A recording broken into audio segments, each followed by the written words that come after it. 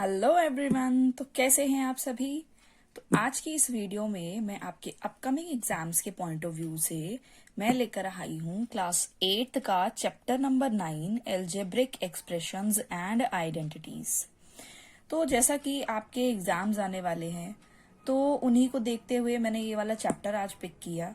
और अब जो आज की हम क्लास करेंगे और आने वाली कुछ क्लासेस जो होंगी वो इससे रिलेटेड जितना भी इंट्रोडक्शन है, इसका जो बेस है उसको कवर अप करेगा, ताकि आपका बेस जो है वो स्ट्रांग हो जाए।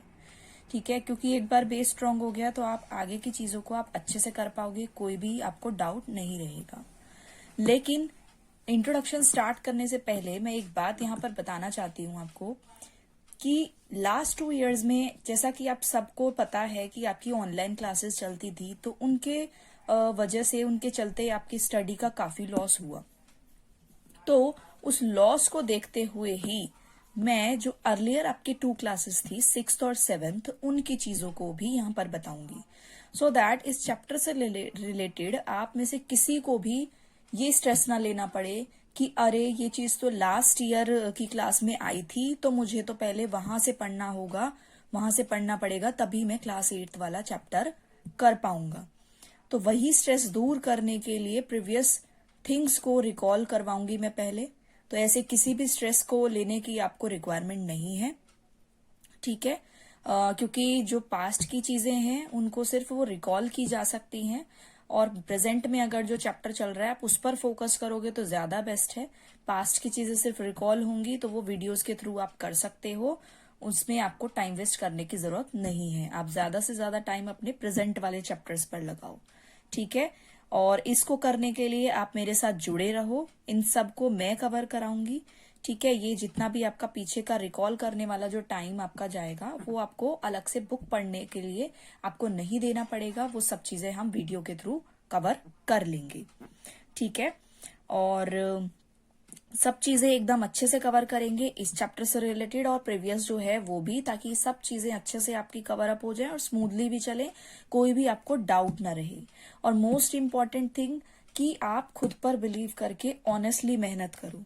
ठीक है, ताकि एग्जाम में आप अच्छा स्कोर कर पाओ। और सिर्फ स्कोर कर पाना इम्पोर्टेंट नहीं होता, चीजों को आपको उसकी कितनी नॉलेज है, आपने एक स्टैंडर्ड में आपने कितनी चीजें सीखी, वो इम्पोर्टेंट है। एग्जाम तो अगर आप सब चीजों की नॉलेज अगर अच्छी रखोगे तो एग्जाम में तो आपके मार्क्स ऑलरेडी अच्छे आ जाएंगे। ठीक है, आई होप मेरी इतनी बात समझ में आ गई होगी। तो आइए स्टार्ट करते हैं विदाउट एनी डिले। हम देखते हैं आज की क्लास। तो आज की इस क्लास में इस चैप्टर से रिलेटेड, जैसा कि मैंने बताया कि हम अर्लियर जो बेसिक्स था आपका 6th और 7th का, उसको भी हम कवर अप करेंगे। तो हम आज उसी से स्टार्ट करेंगे सबसे पहले। ठीक है, तो हम देखने वाले हैं सबसे पहले एलजेब्रा की एलजेब्रा क्या है। सी, मैथ्स का नाम सुनते ही हम सब के माइंड में नंबर्स आने लग जाते हैं। एडिशन, सब्ट्रैक्शन जैसे सम का, या फिर स्टोरी सम जैसे चीजें हमारे माइंड में आने लग जाती हैं, और हम यही सोचते हैं कि मैथ्स है तो उसमें तो सिर्फ और सिर्फ ओवरऑल नंबर्स से रिलेटेड ही सब कुछ होगा, ओवरऑल कैलकुलेशन वगैरह सब कुछ। लेकिन क्या आपके माइंड में कभी अल्फाबेट्स, जो आप इंग्लिश लेटर्स जो आप पढ़ते हो A to Z, उन लेटर्स का यूज मैथ्स में करने का ख्याल आता है? तो कमेंट बॉक्स में मुझे जरूर बताना कि कितने आप में से ऐसे हैं जिन्हें मैथ्स का नाम सुनते ही ऐसा थॉट आता है। सो इंग्लिश लेटर्स का यूज हम कैसे मैथ्स में करेंगे, उसी के बारे में हमें जो ये चैप्टर है एलजेब्रा, वो हमें यही बताता है कि मैथ्स में हम लेटर का यूज कहाँ कर सकते हैं। ठीक है, तो जैसा कि आप इस चैप्टर में देख रहे हो, ये टॉपिक जो मैंने लिखा है एलजेब्रा, आप इसकी डेफिनेशन भी देख रहे हो कि in which we study about use of letters, कि इसमें हम क्या करते हैं एलजेब्रा के अंदर, जो आपके लेटर्स होते हैं उनकी स्टडी करते हैं। अब ये जो स्टडी होती है वो स्टडी क्या बताती है आपको कि आप मैथ्स में कहाँ पर आप उन लेटर्स का यूज करोगे।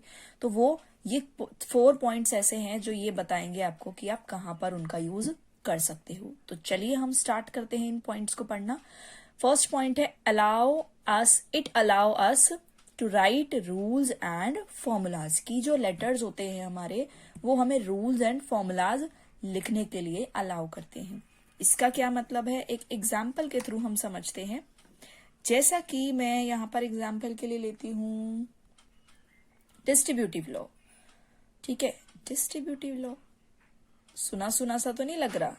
अरे हाँ, डिस्ट्रीब्यूटिव लॉ ये सुना सुना सा आपको उन बच्चों को लग रहा होगा जिन्होंने ये चैप्टर, किसी भी चैप्टर में डिस्ट्रीब्यूटिव लॉ को जब पढ़ा तो उन्होंने ये तो देख लिया कि हाँ इसके अंदर डिस्ट्रीब्यूटिव लॉ है, लेकिन उसमें क्या है, कैसे उसमें क्या करते हैं, वो लॉ शायद उनको नहीं पता होगी, इसलिए उनको लगेगा कि ये नाम तो सुना सुना सा लग रहा है। बट कोई बात नहीं, नहीं भी आता है तो हम धीरे धीरे सब चीजों को सीख लेंगे। जैसे जैसे मौका मिलता रहेगा हमें बीच बीच में, हम वैसे वैसे टाइम के साथ सब चीजों को कवर कर लेंगे। और कोई भी चीज ऐसी नहीं रहेगी कि हमें ऐसा फील हो कि हमने पीछे का तो कुछ छोड़ा हुआ था या पीछे हमारा किसी वजह से लॉस हुआ हो गया था स्टडी का, इस वजह से हम ये वाली चीजें कवर अप नहीं कर पाए थे। ठीक है, तो हम देख रहे थे एग्जाम्पल के लिए डिस्ट्रीब्यूटिव लॉ। यहाँ पर एग्जाम्पल क्या है, डिस्ट्रीब्यूटिव लॉ में क्या होता है, आपको एक नंबर दिया जाता, मतलब एक एक्सप्रेशन दी जाती है कुछ इस तरीके से, आप उसको सॉल्व करते हो। आपको पता है यहाँ पर ए को एक बार आप क्या करोगे, बी के साथ मल्टीप्लाई करोगे, एक बार सी के साथ मल्टीप्लाई करोगे, तो उसको आप ऐसे लिख देते हो यहाँ पर ए इंटू बी प्लस ए इंटू सी, और यही हमारी क्या हो जाती है, डिस्ट्रीब्यूटिव लॉ हो जाती है। ठीक है, तो डिस्ट्रीब्यूटिव लॉ वैसे तो नंबर्स में ही आपको इसका क्वेश्चन पूछा जाता है और नंबर्स में ही आपको सॉल्व करके ये देना होता है। ठीक है, नंबर्स में ही सॉल्व करके ये बताना होता है। लेकिन जो लेटर्स में हम लिखते हैं ये एक इसको लर्न करने का एक वे होता है, जिससे आपको पता रहे कि डिस्ट्रीब्यूटिव लॉ में एक्चुअल में ये चीज होती है। तो आपको समझ में आ गया होगा कि हम इसी तरीके की लॉ जो होती हैं या रूल्स होते हैं, फॉर्मूलाज जो होते हैं, उनमें हम ऐसे लेटर्स का यूज करते हैं। आप ये चैप्टर में आप आइडेंटिटी जो टर्म आई है, इसके अंदर भी ये देखोगे कि इसके अंदर ओवरऑल आपके फॉर्मूलाज ही हैं जिनको आप उसमें देखोगे। इन फॉर्मूलाज के अंदर आपको अल्फाबेट्स देखने को मिलेंगे और उन्हीं अल्फाबेट्स को आप एज इट इज उस फॉर्मूला को आप लर्न करोगे और उनको आगे जब लर्न करने के बाद क्वेश्चंस देखोगे तो क्वेश्चंस में उनको परफॉर्म करोगे। ठीक है, आई होप फर्स्ट पॉइंट आपको क्लियर हो गया होगा। तो सेकंड पॉइंट देखते हैं, by using letters we can talk not only about a particular number but any number. इसका क्या मतलब है, इसका मतलब ये है कि आप लेटर्स का जब यूज करते हो तो उन लेटर्स की हेल्प से आप ना ही सिर्फ किसी एक नंबर की बात कर रहे होते, वहां पे किसी एक पर्टिकुलर नंबर की बात नहीं कर रहे होते, वहां पे उसकी वैल्यू कोई भी नंबर निकल कर आ सकती है। फॉर एग्जाम्पल मैंने यहाँ पर लिया 4x, तो ये जो यहाँ पर लेटर यूज किया गया है उसके लिए जो यहाँ पर इस प्रोडक्ट के अंदर पूरी जो वैल्यू निकल कर आएगी इस x की, वो कुछ भी हो सकती है। वो डिपेंड करेगा आपकी इक्वेशन पर। अगर मैंने यहाँ पर दे दिया 12, तो यहाँ पर क्या होगा, x की वैल्यू 3 रही होगी तभी वो 12 बनेगा। कैसे, आपको सिंपल इक्वेशंस अगर आपको सॉल्व करनी आती हैं तो आप इससे ऐसे फाइंड आउट करके आप निकाल सकते हो x की वैल्यू। ठीक है, तो x की वैल्यू आपको क्या पता चला यहाँ पे कि x की वैल्यू यहाँ पर क्या आई, 3। और अगर यही एक्सप्रेशन आपको यहाँ पर एक्सप्रेशन बोल रही हूँ, यहीं पर अगर ये इक्वेशन आपको ऐसे दे दी जाए 20, तो यहाँ पर क्या रहेगा, 4 को जब आप इससे करोगे तो आपको क्या आंसर मिलेगा, 5। ठीक है, यानी कि यहाँ पर x की वैल्यू क्या रही होगी, 5। तो 4 इंटू 5 किया होगा तब आपको क्या मिलेगा, यहाँ पर 20। तो आपने देखा कि एक ही एक्सप्रेशन था, लेकिन उसके साथ जब इक्वेशन पूरी बनकर आई तो उस इक्वेशन ने सॉल्व करने पर ये डिसाइड किया कि इस x की वैल्यू हमें क्या रखनी है। ठीक है, एक और मैं इक्वेशन के साथ आपको बता देती हूँ। For example 4x plus 8 is equals to 28। तो इसमें भी आप देखोगे कि इसमें 28 किया और 28 से आपने 8 को माइनस किया, 20 आपको मिल गया। इधर 4x और 4 से फिर लास्ट में 20 को डिवाइड कर दिया, तो यहाँ पर भी x की वैल्यू क्या आ गई, 5 आ गई। तो आप यहाँ पर देख रहे हो कि जो लेटर की जो आपकी वैल्यू निकल कर आ रही है वो एक नंबर निकल कर आ रही है, लेकिन आपकी वो वैल्यू चेंज भी हो रही है। आपने एक जगह देखा x की वैल्यू 3 आई, एक जगह देखा आपने 5 आई। तो हो सकता है आपकी अनदर कोई इक्वेशन होगी तो उसमें x की वैल्यू आपको और भी डिफरेंट देखने को मिल सकती है, लेकिन कोई एक पर्टिकुलर नंबर फिक्स नहीं होगा कि x की वैल्यू हमेशा 3 अगर यहाँ पर आ गई है तो हर इक्वेशन में आपको 3 ही लगानी है, नहीं। ठीक है, आई होप ये सेकंड पॉइंट भी आपको क्लियर हो गया होगा। नेक्स्ट देखते हैं हम थर्ड पॉइंट। थर्ड पॉइंट क्या कहता है, लेटर्स में स्टैंड फॉर अननोन क्वांटिटीज। इसका क्या मतलब है कि जितने भी लेटर्स होते हैं वो किसी अननोन क्वांटिटी के लिए आते हैं। अननोन क्वांटिटी का क्या मतलब है, जैसे आपने एक एग्जाम्पल देखा था 4x, तो इसमें जो ये 4 थी ये एक नोन क्वांटिटी थी, ठीक है, नोन क्वांटिटी थी। और जो ये यहाँ पर जो ये वैल्यू थी ये एक अननोन क्वांटिटी थी, यानी कि एक मिसिंग वैल्यू थी, ठीक है, एक मिसिंग वैल्यू थी इस पूरे प्रोडक्ट के अंदर, ठीक है। तो आपने देखा कि किसी भी मिसिंग वैल्यू के लिए आप क्या लगाते हो, यहाँ पे लेटर्स का यूज करते हो। ऐसे ही एक और इक्वेशन जब आपने देखी थी तो वहां पर भी आपका जो मिसिंग नंबर था 4x+8 वाली इक्वेशन में, आपने उसमें भी देखा था कि x जो आया था वो भी किसी मिसिंग वैल्यू के लिए वहां पर दिया गया था। आई होप ये वाली पॉइंट भी आपको क्लियर हो गई होगी। नेक्स्ट पॉइंट पढ़ते हैं, fourth, as letters stand for numbers operations can be performed on them. ठीक है, इसका क्या मतलब है यहाँ पर कि हमें पता है कि आपने देखा अभी कि आपने जब जो भी लेटर आपका इक्वेशन में यूज हुआ उसके लिए आपने जब वैल्यू निकाली थी तो एक जगह आपको 3 मिला था, एक जगह 5 मिला था, तो ये बेसिकली एक नंबर ही मिल रहा था हर बार, ठीक है। आपको ऐसा तो नहीं रहा ना कि कोई लेटर आपको अनदर लेटर मिल गया हो एक्स की जगह, या फिर कोई आपको साइन मिल गया हो इसकी जगह, या और कुछ मिल गया हो। हमेशा जब आपने देखा, जब जहां पर भी जिस भी इक्वेशन में आप देखोगे यही पाओगे कि इसकी जो भी लेटर आपकी जिस भी मिसिंग वैल्यू के लिए आपका वो लेटर आया है, वो मिसिंग वैल्यू हमेशा जो आएगी निकल कर, उस लेटर की जो वैल्यू निकल कर आएगी वो हमेशा एक नंबर में ही निकल कर आएगी। और जब नंबर में निकल कर आएगी, आपको पता है जब आपके लेटर्स आपके नहीं यूज होते इनके अंदर, तो अब आप सिर्फ और सिर्फ नंबर्स पर ऑपरेशंस को परफॉर्म करते हो इस तरीके से, ठीक है। लेकिन जब आप नंबर्स पर परफॉर्म कर रहे हो और ये जो लेटर्स आ रहे हैं वो भी तो नंबर्स के लिए आ रहे हैं, नंबर्स के लिए इनकी वैल्यू बाद में भी तो नंबर्स ही निकल कर आएगी ना, तो नंबर्स के लिए ही अगर ये यूज हो रहे हैं, तो जब आप नंबर्स पर सिंपली अगर नंबर पर आप ऑपरेशंस को परफॉर्म कर सकते हो तो आप इन लेटर्स पर भी जिन नंबर्स के लिए आए हैं इन पर भी ऑपरेशंस को परफॉर्म कर सकते हो। अब ये ऑपरेशन क्या है, ऑपरेशन, अब ये ऑपरेशन, ये डॉक्टर वाला ऑपरेशन मत समझ लेना, ये ऑपरेशन मैथ्स में क्या इसका मतलब है, ये ऑपरेशन वो है जो आप ये मल्टीप्लिकेशन, एडिशन, सब्ट्रैक्शन और डिवीजन वगैरह ये करते हो ना, ये सारे ऑपरेशन है।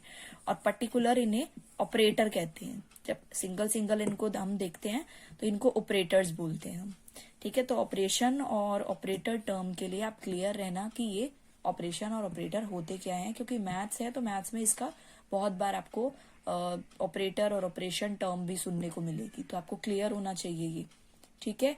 आई होप चारों पॉइंट आपको अब क्लियर हो गए होंगे। एक बार मैं रिकॉल करवा देती हूँ वापस से। मैंने ये बताया था कि एलजेब्रा में हमें जो लेटर्स होते हैं, जितने भी आपके अल्फाबेट्स होते हैं A to Z, उनके यूज के बारे में हम पढ़ते हैं, जिसमें हम ये 4 पॉइंट्स के बेस पर ये देखते हैं कि हम मैथ्स में कहाँ कहाँ पर उनका यूज कर सकते हैं। फर्स्ट पॉइंट में हमने देखा था कि वो रूल्स और फॉर्मूला को लिखने के लिए हम यूज करते हैं। सेकंड में हमने देखा था कि by using letters we can talk not only about a particular number but any number. इसका मतलब क्या था कि कोई भी जो वैल्यू उसमें निकल कर आएगी, उस लेटर को जो हम यूज करेंगे वो किसी पर्टिकुलर वैल्यू के लिए फिक्स नहीं होगी, उसके लिए जो नंबर आएगा वो उसकी जो वैल्यू वो कोई भी नंबर निकल कर आ सकती है, कोई एक पर्टिकुलर नंबर उसके लिए फिक्स नहीं होगा। थर्ड में हमने क्या देखा था कि जो भी लेटर हम यूज करते हैं वो किसी अननोन क्वांटिटी के लिए, यानी किसी मिसिंग नंबर के लिए हम उन लेटर्स को यूज करते हैं किसी भी एक्सप्रेशन और किसी भी इक्वेशन में, ठीक है। फोर्थ में हमने देखा था कि लेटर्स जो नंबर्स के लिए ही क्योंकि आते हैं ये, ठीक है, नंबर्स के लिए ही हम इनको यूज करते हैं। तो जब हम नंबर्स पर ऑपरेशंस को परफॉर्म कर सकते हैं तो हम इन लेटर्स को भी, इनके साथ भी हम ऑपरेशंस को परफॉर्म कर सकते हैं। उसके साथ साथ मैंने ऑपरेशन टर्म को भी क्लियर किया था कि ऑपरेशन होते क्या है। जो आपके एडिशन, सब्ट्रैक्शन वगैरह जो आप करते हो वो ऑपरेशंस होते हैं, और पर्टिकुलरली आप उनको क्या कहते हो, ऑपरेटर्स कहते हो। आई होप ओवरऑल ये क्लियर होगा आज की क्लास का। तो आज की क्लास में हम इतना ही करेंगे, ठीक है, थोड़ा थोड़ा करके करेंगे, लेकिन चीजों को इस तरीके से करेंगे ताकि आपको सब चीजें क्लियर रहे, क्योंकि एकदम से भरने का माइंड में कोई पर्पज, मतलब अच्छा उसका यूजफुल एक रिजल्ट निकल के नहीं आता, ठीक है। तो इसलिए थोड़ा थोड़ा करके करो, लेकिन चीजें ऐसी होनी चाहिए कि आपके एक बार माइंड में वो फिट हो जाए।